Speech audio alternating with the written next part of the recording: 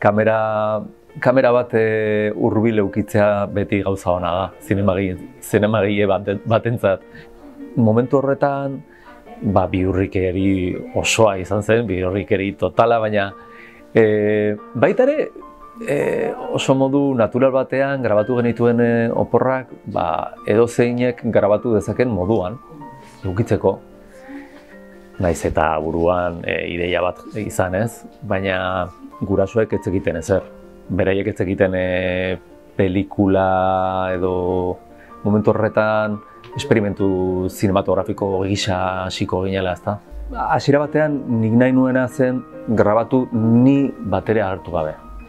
Eske kasu honetan nor dago kameraren atzean? Semea. Eta hala ez balitz, ez litzateke halako pelikula bat izango, zeren semearen begirada da gurasoekiko. Itsasoan grabatutakoa, beraiek pentsatzen zuten, oporren grabazio bat izango zela, eta punto.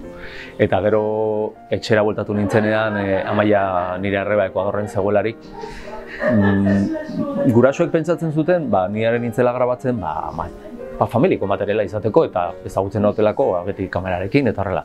Eta gero kontatu denienean, hasiera batean, beldurtu ziren pixka bat, zeren gogoratzen zuten, zer nolako momentuak grabatuta zeuden, baina gero, ahaztu egin ziren, eta ondo hartu zuten, eta 4 urte egon naizenez grabatzen, azkenean ez genuen ez da pentsatzen ere. Nik kamera guzten nuen, bazkaltzen genuen kamerarekin, edo zein momentuan, eta holaxe.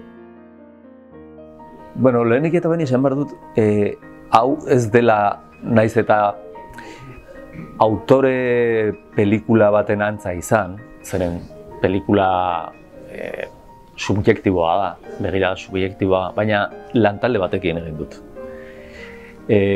Doxa Produkzioneseko lantaldearekin egin dut pelikula zentzu guztietan. Eta Asier eta Biok filmean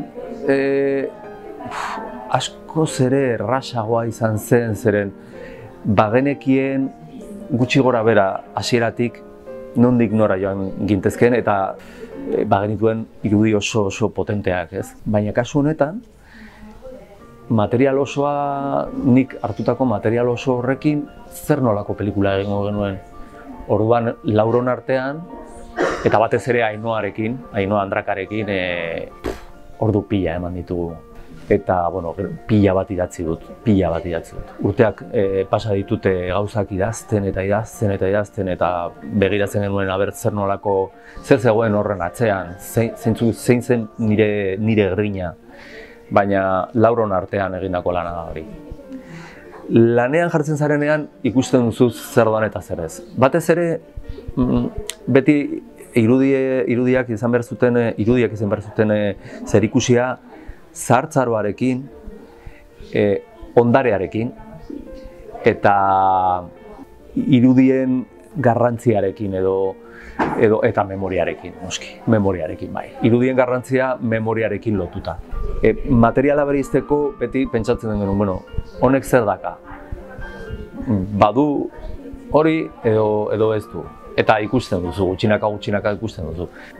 Pelikula hau luzerako doa, uste dut. Oraindik naiz gai esateko, oso kontent sentitzen naiz, hasiera batean nekatuta geunden, laurok, eta lantalde guztia, Doxako ekipo guztia, pila bat egin dugulan. Eta hasiera batean, poza, nekea pixka bat. Eta orain, ez dakit, oraindik ez dakit, baina nik uste dut, ez dut orain sentitzeko jendearekin partekatzeko noski eta ikusiko dut, bakoitzak zertitzen duen eta hori oso polita da partekatzea, baina niretzako oraindik ez dakit.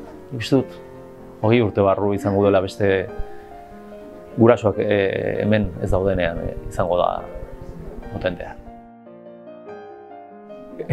Hasiera batean pixka bat beldurtuta zeuden, baina orain ilusio handiarekin daude bai.